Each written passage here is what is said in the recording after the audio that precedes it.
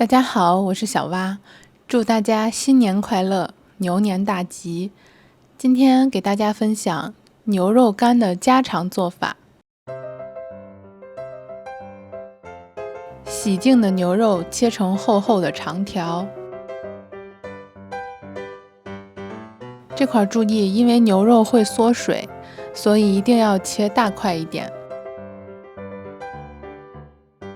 切好后装入容器调味，盐、胡椒粉、料酒、生抽、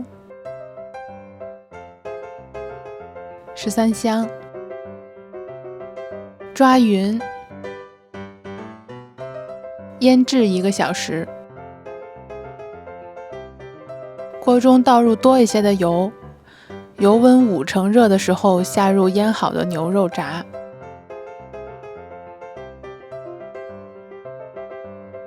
中火炸15分钟左右，炸到牛肉变干就可以捞出了。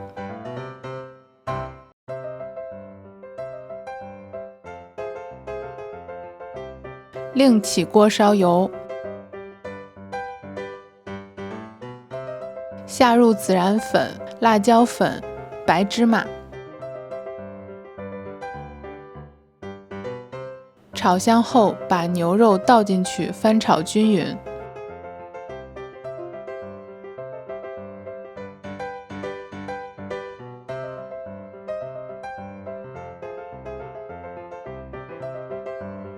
盛出就可以了，做法是不是超级简单？